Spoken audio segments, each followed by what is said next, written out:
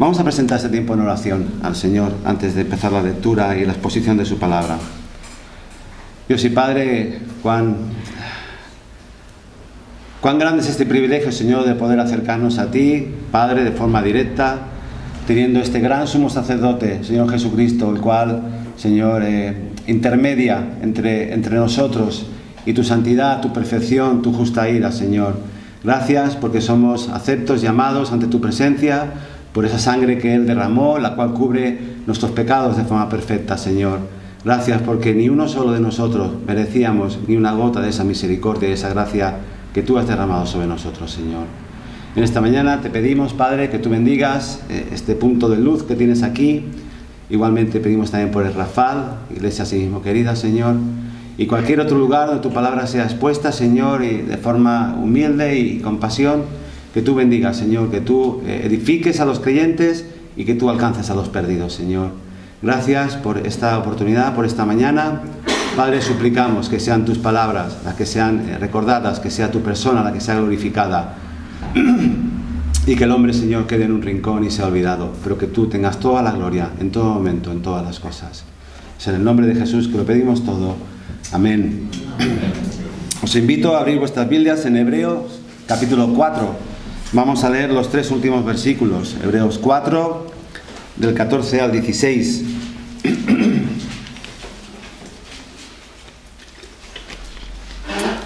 Dice así la palabra perfecta e inspirada de nuestro Dios y Señor.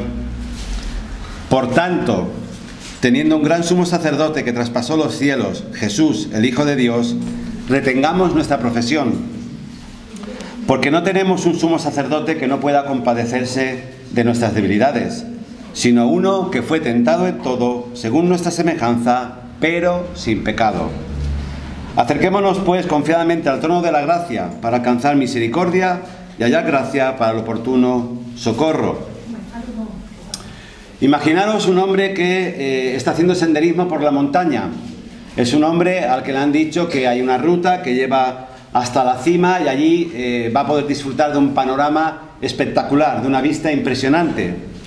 Y este hombre pues empieza a caminar por este sendero, pero ocurre que al llegar a la mitad del camino aproximadamente, al doblar un pequeño recodo, de repente aparece ante él una vista, un panorama que no se esperaba, impresionante, bello, sin par, majestuosa, una vista que le deja sin aliento, y no tiene más remedio que hacer una pausa, sin haber llegado todavía a la cima, hacer una pausa allí, en aquel momento, para admirar esta belleza que se está desplegando delante de él. Algo así es lo que ocurre aquí en este pasaje de Hebreos. El autor de la carta nos está hablando de la superioridad de Cristo sobre todos y sobre todo.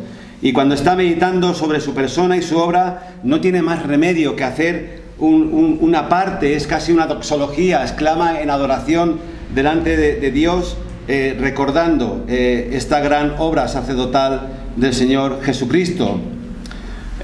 Recordar que cuando hablamos de un sacerdote, en palabras sencillas, lo que estamos hablando es de un mediador. El Señor Jesucristo, el gran sumo sacerdote, es, por así decirlo, un puente. Es nuestro puente entre lo divino y lo humano, es aquel que media, el que intermedia. También, obviamente, está la idea del sacrificio, es el que sacrifica. Y si recordáis lo que dice Pablo en Romanos, capítulo 11, le ocurre algo parecido. Allí nos está hablando también de este gran misterio que es el que el pueblo de Israel fue endurecido en parte para que luego todos puedan ser salvos. Y cuando nos está hablando de este remanente, de esta forma misteriosa de trabajar del Señor, le ocurre lo mismo. Él mismo exclama, Romanos 11 del 33 al 36, exclama y dice: «Oh, profundidad de las riquezas, de la sabiduría, de la ciencia de Dios! Cuán insondables son sus juicios e inescrutables sus caminos, porque ¿quién entendió la mente del Señor? ¿O quién fue su consejero? ¿O a quién le dio Él primero para que le fuese recompensado? Porque de Él y por Él y para Él son todas las cosas, a Él sea la gloria por los siglos de los siglos. Amén». Y luego continúa con su exposición. Es algo parecido lo que nos pasa y encontramos aquí considerando esta belleza sin par de nuestro gran sumo sacerdote, el Señor Jesucristo. Y volviendo aquí a Hebreos 4, fijaros que el contexto, como siempre, es muy importante, y el contexto nos está hablando de desobediencia. Fijaros 3 versículos que os voy a nombrar. Hebreos 3:18 dice: ¿y a quién juró que no entrarían en su reposo? Habla de Dios mismo, sino a aquellos que desobedecieron. Aquellos que desobedecieron, le dijo: no vais a entrar en la tierra prometida. En el 4:6, por lo tanto, puesto que falta que algunos entren en él, en este reposo, que es un tipo de reposo que nos espera en la eternidad, y aquellos a quienes primero se le anunció la buena nueva, no entraron por causa de desobediencia. Y ya en el propio 4:11, más adelante, procuremos pues entrar en aquel reposo, para que ninguno caiga en semejante ejemplo de desobediencia. El autor tiene aquí en estos capítulos preliminares la desobediencia de Israel en mente, como ellos, teniendo tantas oportunidades, fueron rebeldes una y otra vez, hasta el punto de que quisieron volver atrás porque se acordaban, echaban de menos los ajos, los puerros y los melones. Por tanto, como nos dice aquí el mismo pasaje, ¿cómo escaparemos? ¿Cómo podremos entrar en este reposo si estamos realmente desnudos ante la mirada? La palabra de Dios es viva y eficaz, más cortante que espada de 2 filos, penetra, parte el alma, el espíritu, la coyuntura, los tuétanos, discierne los pensamientos y las intenciones. No hay cosa creada que no sea manifiesta en su presencia. Estoy leyendo los versículos justos anteriores al 14. Y dice que todas las cosas están desnudas y abiertas ante los ojos de aquel a quien tenemos que dar cuenta. Así pues, ¿cómo? ¿Cómo escaparemos? ¿Cómo seremos salvos viendo nuestra vida tan llena de suciedad? Pues no hay ningún otro camino que el camino propio abierto por nuestro gran sumo sacerdote, el Señor Jesucristo. No hay ningún otro camino. Él es el único. Y aquí en estos 3 versículos encontramos 3 invitaciones que el propio Señor Jesucristo nos está ofreciendo. En primer lugar, versículo 14: por tanto, teniendo un gran sumo sacerdote que traspasó los cielos, Jesús, el Hijo de Dios, retengamos nuestra profesión. En primer lugar, primera invitación, Jesús nos está invitando a aferrarnos a la fe que profesamos. Realmente, si vamos al capítulo 1 y seguimos hasta el 10, luego ahí tenemos los imperativos, digamos, y luego nos dice cómo hablar la vida cristiana, veremos que Jesús es comparado una y otra vez, con todo y con todos, con seres y con instituciones. En primer lugar lo compara con ángeles, estos seres poderosos, majestuosos, capaces de proezas increíbles, de destruir una ciudad en un santiamén, y que además son increíblemente bellos. Recordar el apóstol Juan como 2 veces, no una, no, 2 veces en el libro de Apocalipsis es tentado ante la majestuosidad de estos seres a adorarlo, y él le tiene que decir que no lo haga, que es un consiervo suyo. Y Hebreos nos dice que Jesús es mayor que todos los ángeles. Más adelante es comparado con los profetas y nos pone ejemplos de estos voceros de Dios, de estos hombres valientes que muchas veces perdieron la vida o tuvieron que huir ante los peligros y estaban llenos del Espíritu Santo. Y nos dice Hebreos que Jesús es mayor que todos los profetas. Y a continuación lo compara con Moisés, el gran libertador, el gran legislador de Israel. Y nos dice Hebreos que Jesús es mayor que Moisés. Y es comparado con Josué, el gran capitán de Israel, que él sí introdujo al pueblo en la tierra prometida. Y nos dice Hebreos que Jesús es mayor que Josué. Y lo compara también con Melquisedec, este enigmático rey sacerdote que es mayor que el propio Abraham, porque Abraham le da los diezmos y lo bendice, y dice que la Escritura, que aquel que es bendito por otro es menor al que lo ha bendecido. Y de nuevo Hebreos nos dice que Jesús es mayor que el Melquisedec. Y así lo compara con el antiguo pacto, lo compara con el templo, con los sacrificios. Y Jesús es mayor que todas estas cosas, porque Él es el verdadero y perfecto pacto, el verdadero y perfecto templo, y es el verdadero y perfecto sacrificio. Todo el Antiguo Testamento, todo él está apuntando, señalando a este gran sumo sacerdote Jesús, porque él es incomparable, hermoso, sin igual. Y cuando nos aferramos a la fe que profesamos?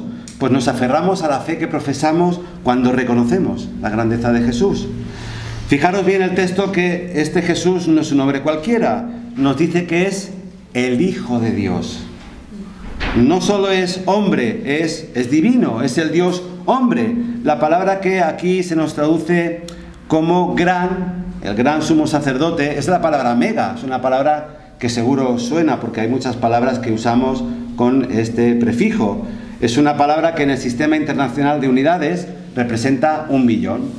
Así, por ejemplo, un megabyte es 1.000.000 de bytes de información. Un megatón equivale a 1.000.000 de toneladas. Y si añadimos este prefijo a una palabra, lo que estamos describiendo se convierte en algo enorme, en algo grandísimo. Por ejemplo, la ciudad esta que os estaba nombrando, Clinton, en Mississippi, tiene un poco menos de 30.000 habitantes. Pero una mega ciudad debe tener por lo menos 10 millones de habitantes.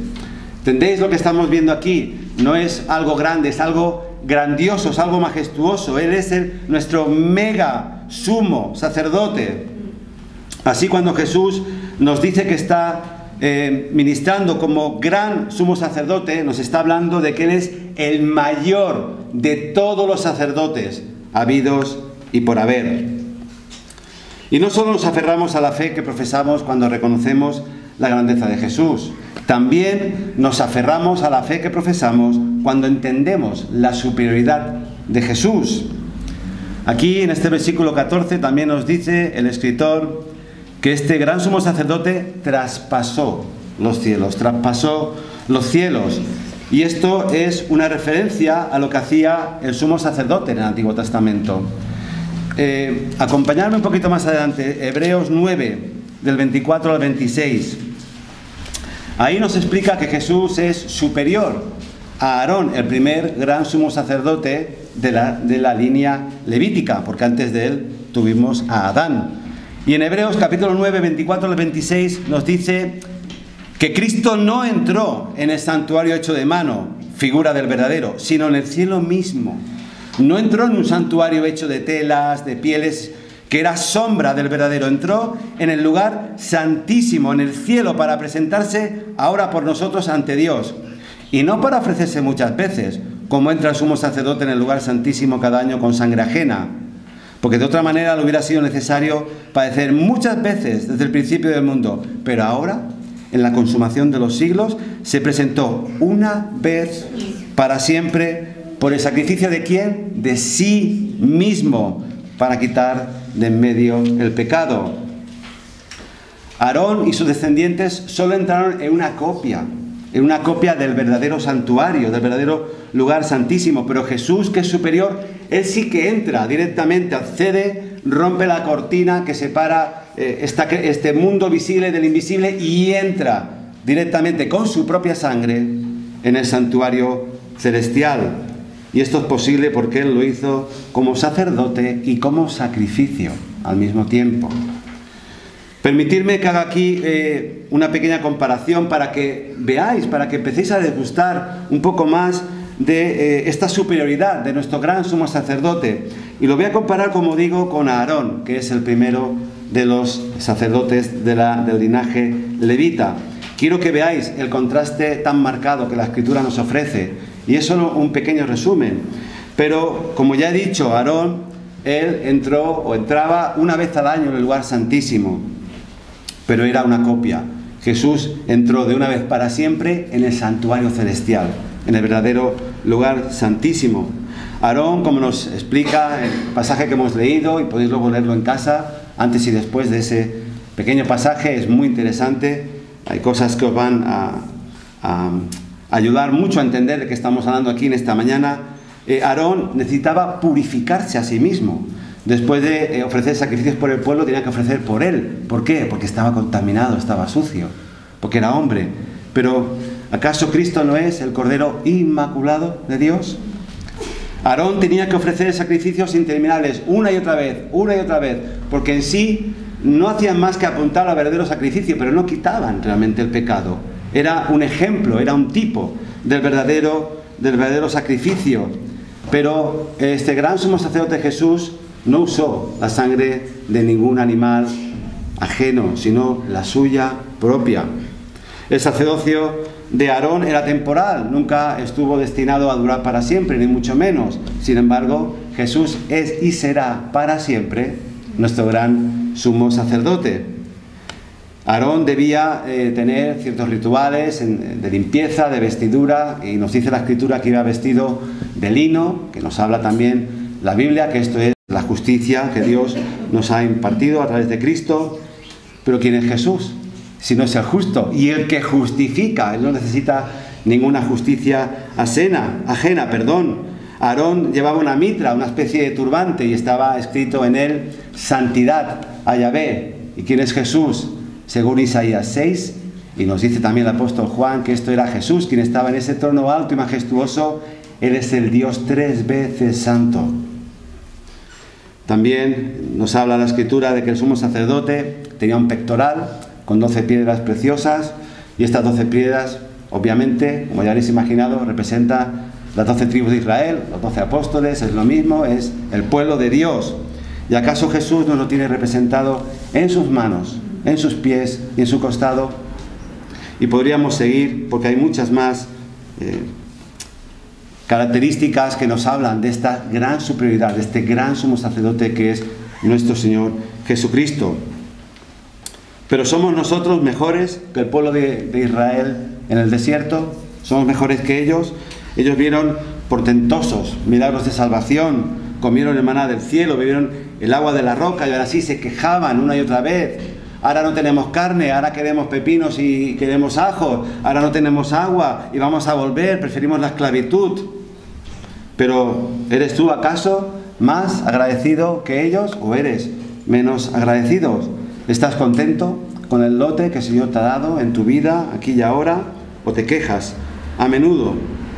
Aferrarnos a esta fe que profesamos, esta fe que es nuestra, no solo es reconocer la superioridad de Jesucristo, significa someterse a Él.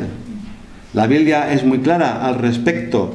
Dice Jesús mismo que si me amáis, guardad mis mandamientos. ¿Me amas? Me obedeces. No me obedeces, no me amas. Sin obediencia no hay cristianismo. Recordad este ejemplo tan claro en Santiago que nos habla que los demonios tiemblan, se estremecen delante de Dios, pero no tienen fe salvadora. Lo que tienen es una fe intelectual. Ellos, claro que creen en Cristo, lo han visto en persona, no como nosotros, pero es una fe meramente intelectual, no es una fe que lleva al arrepentimiento y a la salvación. Por esto los demonios no obedecen a Dios. Así pues, ¿eres o no obediente a Cristo? Da igual, fíjate bien lo que te voy a decir, toda la teología que sepas. Da igual todas las buenas obras que puedas hacer y todas las oraciones que puedas derramar.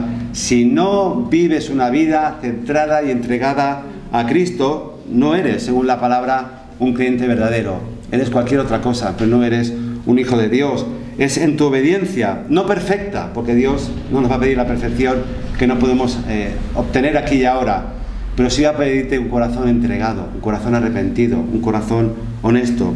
Y en esta obediencia, como digo, comprobarás si eres un hijo de Dios, nacido de nuevo por su gracia y misericordia, o si aún sigues siendo un pagano que está completamente entregado y aferrado a su propia bondad, en vez de aferrarte a la fe verdadera que hace suya, se apodera de las promesas divinas. Jesús nos está invitando a aferrarnos a la fe que profesamos. Segundo lugar, versículo 15, porque no tenemos un sumo sacerdote que no pueda compadecerse de nuestras debilidades, sino uno que fue tentado en todo según nuestra semejanza, pero, un pero muy importante, pero sin pecado. Somos débiles, todos nosotros somos débiles por naturaleza, en muchos aspectos, tanto física como intelectualmente, pero aquí el contexto que tiene el autor de Hebreos en mente es el de la debilidad moral, es el de la incapacidad de hacer el bien que se nos exige, la incapacidad de hacer lo que es correcto y justo en todo tiempo. Por eso la Escritura nos invita aquí y nos exhorta al mismo tiempo a confesar nuestras debilidades, a confesarle a Cristo nuestra incapacidad moral. ¿Y por qué? ¿Por qué debemos confesar nuestras debilidades? Pues en primer lugar confesamos nuestras debilidades porque Él se compadece de nosotros. No tenemos un sumo sacerdote que no pueda compadecerse de nuestras debilidades. La palabra compadecer es muy interesante. En griego es una palabra compuesta que nos habla literalmente de empatizar, de sentir junto a, de sentir con nosotros. Él siente junto a nosotros, Él siente con nosotros. De la misma manera que una madre siente el dolor de su hijo y lo siente como algo propio, incluso tal vez en algunos casos más que el propio dolor del hijo, como el dolor, la angustia que puede sentir un hombre por su propio hermano cuando está atravesando momentos difíciles. ¿Y por qué os estoy diciendo? Mirad, quiero que prestéis atención a esto. No cometáis el error de pensar que Jesucristo tiene un conocimiento teórico de vosotros, de vuestras vidas, de vuestros problemas, de vuestras angustias, de vuestras necesidades, de vuestros sueños. No es así. Él es igual a nosotros, pero sin pecado.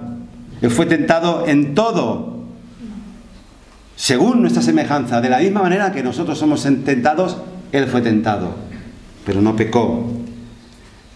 Por eso, Él empatiza contigo en tu estado, donde tú estés, por lo que tú estés pasando. Él lo entiende y lo va a entender. El Hijo de Dios, como nos dice Filipenses, dejó toda su gloria de lado, no se acogió a ella como un derecho que tenía, sino que lo despreció, lo dejó a un lado, se encarnó. Y esta encarnación no fue un disfraz. El Hijo de Dios no se puso encima un disfraz de hombre y parecía que era un hombre a todos los sentidos ante nosotros, pero realmente era Dios con un disfraz, ni mucho menos. El Hijo de Dios, Jesucristo, fue, es y será para siempre 100% divino y 100% humano. No fue una resta, Él no restó nada a su esencia, Él sumó una naturaleza que no tenía, la humana. Él es, como digo, 100% hombre, 100% Dios, el Dios hombre. Es el Dios que se encarnó, el Dios que tomó carne sobre sí mismo. Y como ser humano que es, Él pasó por todas las etapas de la vida. Recuerdo hace muchos años ver un cuadro de estos de la Edad Media donde aparecía el Señor Jesucristo como bebé y tenía unos ojos como platos. Eran unos ojos de una persona completamente sintiendo todo lo que hay a su alrededor, omnisciente ya en sus primeros días de nacimiento. Pero esto no es lo que dicen las Escrituras. La Escritura dice que Él crecía en todo como los demás niños e iba aprendiendo. Él fue un niño que lloró cuando nació, que le tuvieron que golpear para que le entrara aire en sus pulmones. Él fue un niño que fue creciendo y fue un adolescente e hizo lo que los adolescentes hacen sin pecado. Sería seguramente el rarito en la aldea, ¿no? El que llegaba a la hora que le decía a su mamá, él venía a la hora que le decía y era obediente. Pero él fue completamente humano en todos los sentidos. De esa niñez pasó a ser un joven y pasó a ser adulto. No hubo intercambio, como estamos diciendo, en su divinidad. No cambió su divinidad por una humanidad, sino que a su divinidad le añadió la humanidad. Por eso es y siempre será un hombre verdadero, uno de los nuestros. Aquí, ahora mismo, en el cielo, el Señor Jesucristo tiene pulmones para respirar, tiene pelo, tiene células, tiene sangre, tiene uñas. En una manera inimaginable para nosotros, es todo lo que el hombre debía haber sido, Él lo es ahora. Y nosotros también lo seremos en aquel día. Porque Romanos 8 nos habla de que estamos siendo renovados a su imagen y semejanza. Pero este es el compromiso de Dios. Siendo perfecto, sin necesitar ningún cambio, Él añadió algo que no le hacía ninguna falta. Lo añadió para ser uno de los nuestros. Para entender lo que tú puedes estar pasando ahora mismo. Por eso y por mucho más, Jesús puede y empatiza, puede y lo hace, empatiza, siente contigo, junto a ti, porque Él ha estado donde tú estás ahora, porque Él es uno de los nuestros. Y también confesamos nuestras debilidades porque Él entiende nuestras tentaciones. Hemos nombrado ya que Él fue tentado en todo, nos dice este versículo 15, pero, muy importante, pero, sin pecado. Él fue perfecto en todos sus caminos, ni por un segundo Él pecó, ni de pensamiento, ni de acto, ni de palabra, ni de omisión, nunca. demostrando que el primer Adán podía haber hecho lo mismo. De hecho, el primer Adán lo tuvo todo a su favor, estaba en un vergel, y el segundo vino a un desierto, el segundo Adán. Segundo cronológicamente, no segundo en importancia. Realmente es el verdadero y perfecto Adán. Pero de nuevo la tentación fue real para él. De hecho, fue más real de lo que tú o yo nunca experimentaremos. Nunca. Por la sencilla razón de que él fue y es el ser más refinado, más puro que nunca ha existido. Él venía de estar en la gloria y de repente estuvo en contacto con toda nuestra suciedad, con todas las mentiras, con todo el falso testimonio, con todas las espinas, el polvo de la tierra, todo aquello que él nunca había conocido de forma directa. Y si alguna vez se desató toda la furia del infierno contra alguien, no fue ni más ni menos que contra el Señor Jesucristo. No pienses ni por un momento de que tú alguna vez en tu vida serás tentado al nivel del que lo fue el Señor Jesucristo. Y recordad que he dicho que Él es 100% hombre. Eso significa que Él podía haber pecado. La posibilidad estaba ahí. La divina no puede pecar, pero como hombre la tentación era real. Si Él no hubiera podido pecar, la tentación no hubiera sido real. Pero Él podía. De ahí esa extrema agonía que Él a veces mostró, como por ejemplo cuando derramó gotas de sangre. Nos dicen los médicos que esto es posible. En casos de extrema agonía y angustia, el ser humano puede sudar gotas de sangre. Seguramente tú no has visto esto nunca, yo tampoco. Pero esto es lo que le ocurrió al Señor Jesucristo. Él es uno de los nuestros. Él entiende tus tentaciones, entiende tus necesidades, entiende tu situación. Y todos nosotros, ¿verdad?, tenemos a alguien de nuestra máxima confianza. A lo mejor tenemos más de una persona, y es una persona a la que vamos cuando estamos cargados o necesitados. Puede ser tu cónyuge, puede ser tu esposa, tu marido, puede ser un amigo, puede ser tu pastor, puede ser incluso todos ellos.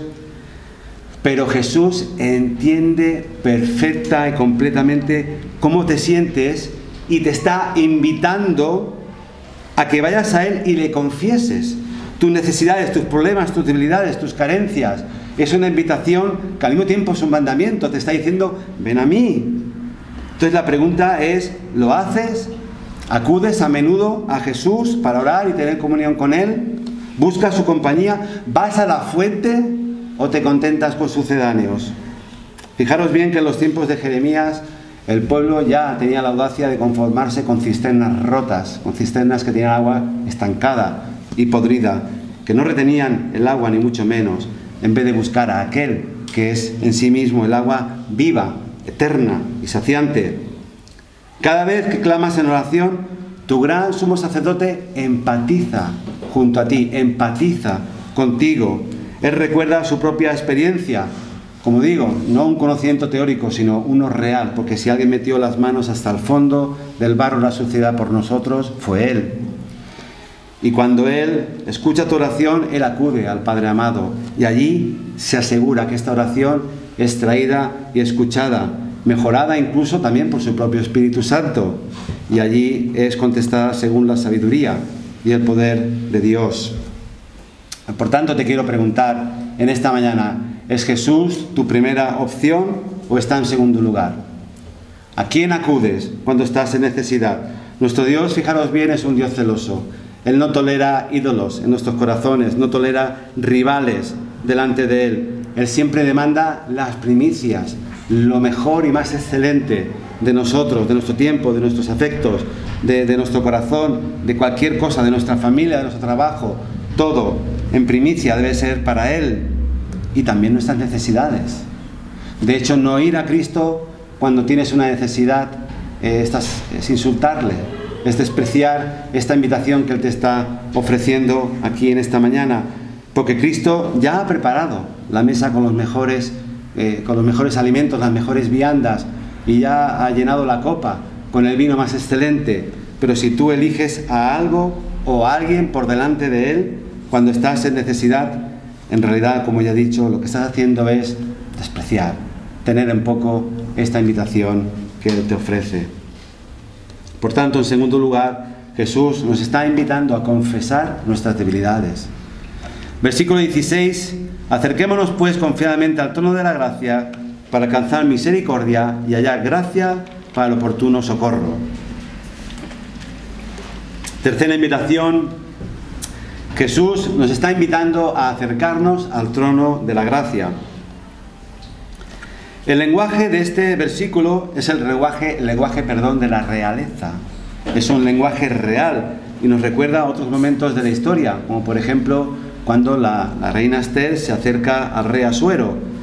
Fue un riesgo tremendo el que ella tomó, porque al entrar ante la presencia del rey sin haber sido invitada, se estaba arriesgando a morir, pero ella se arriesgó por amor a su pueblo. Es un tipo de Jesucristo lo que ella hizo, y cuando entra, ¿os acordáis lo que ocurre?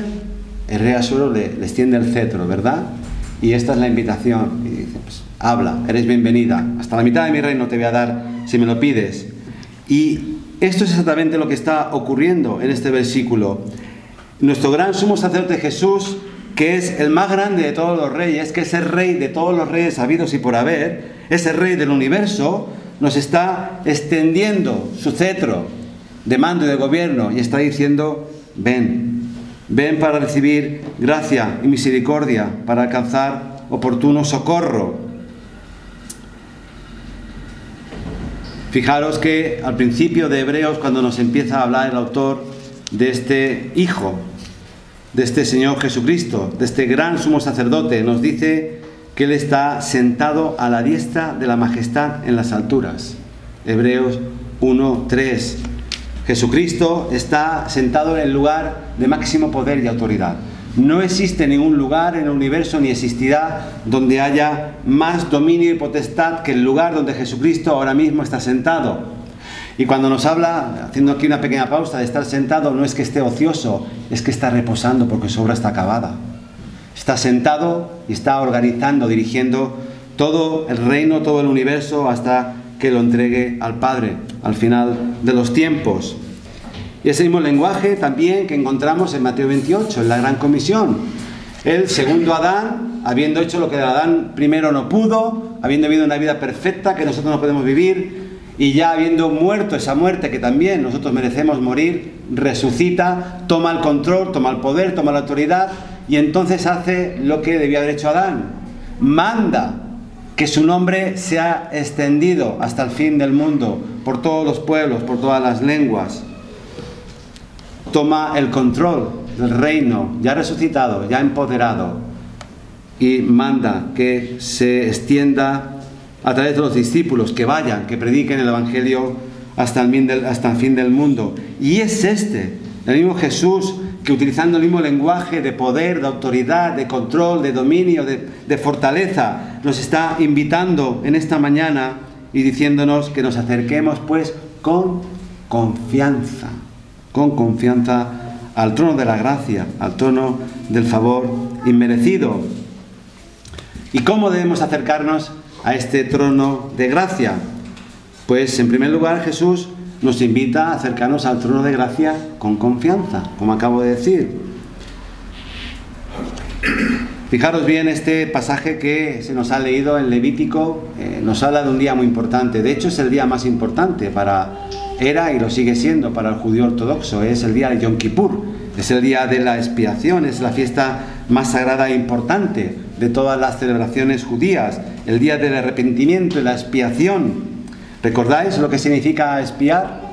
De forma básica podemos decir que expiar es cubrir el pecado, es ocultarlo ante la mirada de Dios, de forma que podemos ser reconciliados.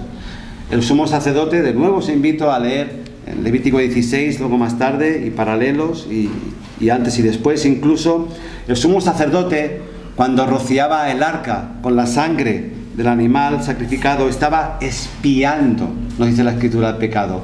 Estaba tapándolo, estaba ocultándolo de forma simbólica, por supuesto, delante de Dios. Y de esta forma, expiando el pecado del pueblo, lo estaba reparando, estaba apaciguando la ira de Dios por un año más. Y este pasaje también nos habla de cómo el sumo sacerdote entraba de forma tan peculiar al lugar santísimo. Tenía que prepararse de muchas maneras, tanto ritualmente en limpieza como en vestimentas, hacer una serie de cosas que eran todo instrucciones divinas. Y si este sumo sacerdote fallaba o modificaba cualquiera de esas instrucciones, moría fulminado en el acto. Era tan terrible y temible este momento que se le tenía que atar, bueno, se le ataba una cuerda a uno de sus pies, porque si moría dentro del lugar santísimo, no podía entrar nadie a buscarlo. Entrar era morir, porque no era sumo sacerdote, acababa de entrar, el único sumo sacerdote que había. Por eso le tenían que atar una cuerdecita, que de hecho hasta le ponían campanillas para saber si sonaba, es que estaba andando y estaba vivo, ¿verdad? Si no sonaba, pues ya sabía lo que habían pasado y tenían que recuperar el cadáver tirando de esa cuerda. Era algo espantoso, era algo temible, era algo incomprensible, inalcanzable, lleno de simbología, esa nube, esa sequidad que ocultaba la presencia de Dios, porque no podemos verlo cara a cara, vivir. Todo allí nos hablaba de esta grandeza, de este Dios inalcanzable, de este Dios santo y perfecto, justicia y en ira, que no puede mirar con agrado nuestro pecado. Y allí estaba habitando la presencia del Dios eterno, de Yahvé, un Dios que no se puede tratar a la ligera. No se puede tratar a la ligera. Pero fijaros el contraste. Eso era el antiguo pacto. Eso antes de que Jesús dijera, tomad, comed, beber, esto representa un nuevo pacto, mejorado, ampliado, sellado con su sangre y su resurrección. Y en este nuevo pacto podemos y debemos acercarnos al trono del Dios Altísimo. Podemos y debemos acercarnos y entrar directamente nosotros, tristes pecadores, al lugar santísimo, en todo momento y lugar. No una vez al año, no por un representante, nosotros podemos entrar sin ropas especiales, sin lavamientos, sin rituales estrictos, sin esperas, sin pedir hora, siendo siempre recibidos inmediatamente ante el trono del gran Rey. Y hermanos, cuán inmerecida y cuán desaprovechada es esta invitación, y lo digo primeramente por mí, esta invitación que se nos otorga. Cuán grande, cuán maravilloso este privilegio de acceder al trono del Rey de Reyes en todo momento, en todo lugar. Cuando conduces tu coche, cuando lavas los cacharros, cuando te vas a trabajar, cuando te vas a la cama, en todo momento y lugar puedes acceder a este trono, elevando una oración a tu Dios y Padre y Señor. Así es como te acercas al trono de Dios, orando. Cada vez que oras, estás entrando en el santuario celestial y allí te estás presentando, como hizo Esther, ante el Rey, pero con la seguridad de que Él te va a extender el cetro y te va a escuchar, porque tu gran mediador está allí también, el gran sumo sacerdote Jesús. Cada vez que clamas en oración, tu gran sumo sacerdote Jesús cubre tus oraciones con su sangre, para que el Padre no vea tu pecado y pueda ser acepto. Cada vez que oras, la sangre rociada, que habla mejor que la de Abel, nos dice también en Hebreos, espía, cubre, tapa todas tus imperfecciones, apacigua una ira que es perfecta y es santa, tan perfecta y santa como puede ser, o santo como puede ser su amor y su paciencia. Todos los atributos de Dios, como estáis estudiando, he visto entre semana, son todos perfectos en grado sumo, todos ellos. Y cada vez que tú estás orando, estás usando este privilegio, este sublime, enorme y merecido privilegio que se te ha concedido, que es el acercarte confiadamente, no con temor y temblor de que caiga un rayo y te fulmine si haces algo mal, sino con sencillez de corazón, con confianza, sabiendo que el propio Dios y Señor te ha invitado a ello, que te acerques al trono más alto y excelso que existe y que existirá. Hermano, hermana, ¿cómo es tu vida de oración? Y de nuevo, yo no estoy aquí como ejemplo de nada, pero ¿cómo es nuestra vida de oración? ¿Es constante? ¿Es fluida? ¿Es un deleite o es una obligación? ¿Te acercas con gratitud y esperanza ante el gran Rey?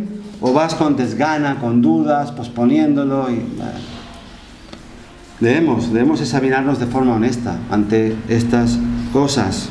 ¿Y para qué debemos acercarnos a este trono de gracia? Pues también nos dice la segunda parte del versículo 16, porque nos está invitando para recibir gracia y misericordia, para alcanzar misericordia y hallar gracia para el oportuno socorro. El clímax y la conclusión de lo que estamos diciendo no es que Dios te necesite a ti, es que tú necesitas a Dios. Dios no te invita porque espera algo de ti, Dios no te invita porque quiere que tú hagas algo para Él, ni mucho menos. Dios te invita porque sabe de tu gran necesidad, de la gran necesidad que tú tienes para con Él en tu propia vida. Somos nosotros los que somos débiles y frágiles, no Dios. Somos nosotros los que somos rebeldes, fríos e indiferentes, no Dios. Somos nosotros los que nos desgastamos y desfallecemos cuando el camino se vuelve arduo, no Dios. Y somos nosotros los que pereceríamos si Dios retirase un solo segundo la mano que nos sostiene. Necesitamos ayuda, todos nosotros, todos los días y a todas horas. Y aún así, aún sabiéndolo, nos olvidamos de cuán grande es este privilegio que tenemos de acercarnos al trono de Dios con libertad y siendo bienvenidos. Nos olvidamos.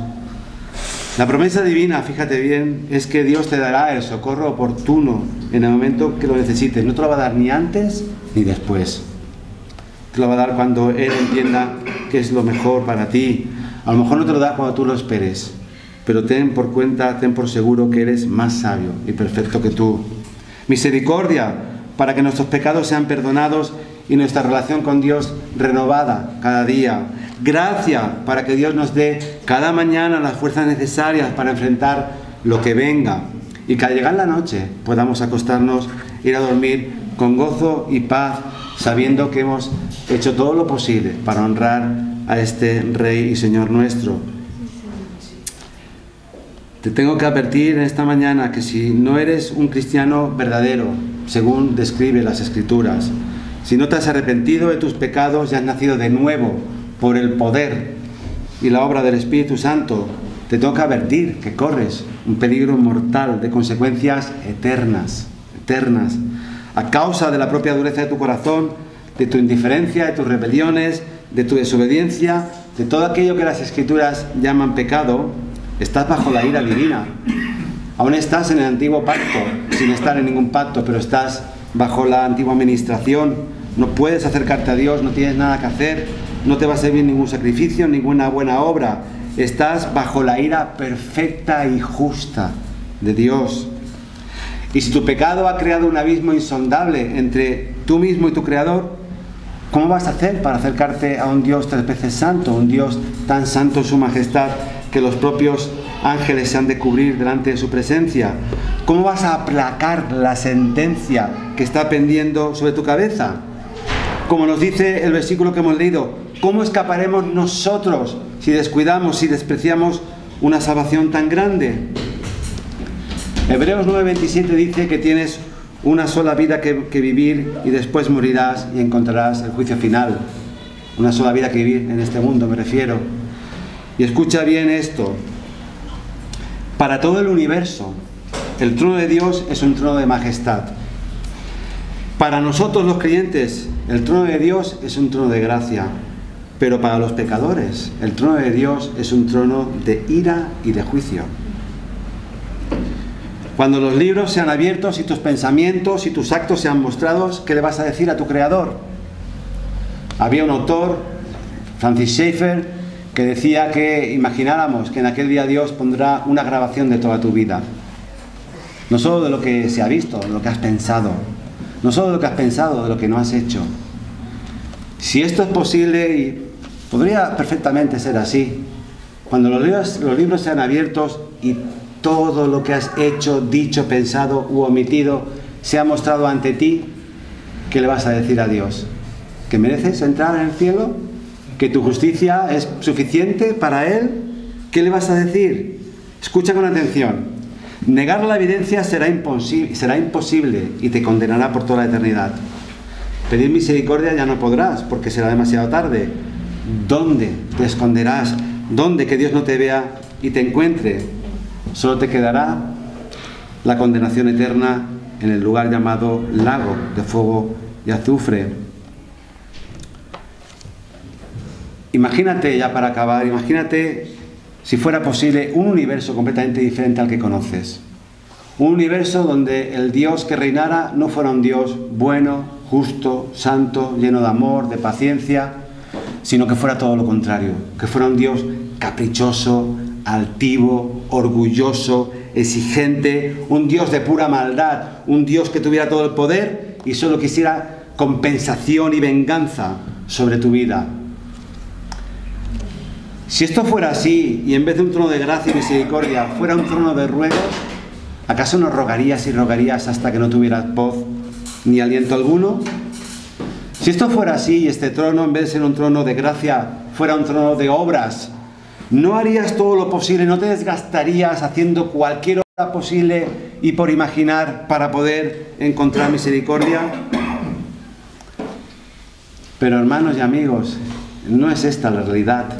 La realidad es que es un trono de gracia, es un trono de favor inmerecido, es un trono de misericordia, es un trono donde recibes el perdón que no mereces y donde no recibes el castigo que sí mereces. Gracia, misericordia sobre nuestra vida. Hemos leído en Levítico acerca de este día de Yom Kippur, pero fijaros que habían dos machos cabríos, uno es degollado y su sangre es esparcida sobre el altar, etc. Pero hay un segundo cabrío que no es degollado. Hay un segundo cabrío donde el sumo sacerdote le impone las manos y ¿qué hace? Lo hemos leído, ¿os acordáis? Le impone, le traspasa los pecados del pueblo. Y cuando este macho cabrío lleva en sí mismo el pecado del pueblo, ¿qué hace? Es soltado en el desierto, se deja su suerte para que muera. Esto es un tipo de Cristo. Es aquel Cordero perfecto y santo al cual el Padre le impone todo el pecado del pueblo de Dios, nuestro pecado, tu pecado, mi pecado, si eres hijo o hija de Dios, es hecho pecado. Cuán grande es este misterio, nunca lo llegaremos a entender, que el Verbo infinito se hiciera pecado, este Cordero Inmaculado, y siendo hecho pecado, llevando el oprobio y la vergüenza tuya y mía, es desterrado. El Padre le da la espalda, por así decirlo, y por eso clama a Él que porque ha sido desamparado. De forma simbólica, este macho cabrío nos habla de esta gran obra de nuestro gran sumo sacerdote. El Padre le impone el pecado del pueblo y luego lo envía al desierto, a este mundo caído, lleno de espinas, a morir en una cruz, de forma que pudiéramos ser reconciliados con Él. El Señor Jesús, como he dicho, como verdadero y perfecto sumo sacerdote y verdadero y perfecto sacrificio, no hay otro igual. Nadie ha podido ni podrá reunir en sí mismo estas dos cualidades, ser al mismo tiempo sacrificio y sacrificador. Esto es lo más singular que hay bajo el sol. Es extraordinario, se escapa del orden natural, desafía toda lógica, sentido común. Jesús es el que realiza el sacrificio y al mismo tiempo ofrece su cuerpo para ser sacrificado. Jesús es el juez que declara la sentencia de muerte y al mismo tiempo se ofrece como reo para recibir el castigo que él mismo ha impuesto. Jesús es el hombre que muere por su hermano y es el Dios que salva a todo un pueblo innumerable. Por eso, el gran sumo sacerdote Jesús es el único que puede perdonar tus pecados en esta mañana y reconciliarte con Dios. No hay salvación en ningún otro, ni la habrá. No hay ni existe nadie tan singular y extraordinario. Solo Él es 100% hombre, 100% divino, uno de los nuestros y al mismo tiempo nuestro creador. Qué paradoja, ¿verdad? Es uno de los nuestros y al mismo tiempo nuestro creador. Por eso te exhortamos que corras a los brazos de este gran sumo sacerdote si no lo has hecho ya, antes de que sea demasiado tarde. El gran sumo sacerdote Jesús nos está invitando a aferrarnos a la fe que profesamos. El gran sumo sacerdote Jesús nos está invitando a confesar nuestras debilidades y el gran sumo sacerdote Jesús nos está invitando a acercarnos al trono de la gracia. Acerquémonos pues a este trono y oremos. Dios y Padre, cuán inmenso este privilegio. Nos faltan palabras, Señor, para darte las gracias. Nos faltan palabras, Señor, para escribir nuestra gratitud, que tú, Señor, siendo perfecto, siendo santo, sin necesitar absolutamente nada, dieras y entregaras lo mejor que tenías por nosotros, Señor. Ese Cordero Inmaculado que tomó nuestro lugar y fue manchado con todo nuestro pecado y nuestra suciedad, para que hoy pueda ser este gran sumo sacerdote que nos entiende, que se compadece por nosotros y que está invitándonos de forma ardiente, está deseando que nos acerquemos para poder recibir todo aquello que necesitamos, Señor. Sabemos que el camino a veces se hace difícil, pero cada día que pasa es un día menos que nos falta para llegar a casa y estar contigo así ya para siempre. Es en el nombre de este precioso y gran sumo sacerdote que nos acercamos ante ti. Amén.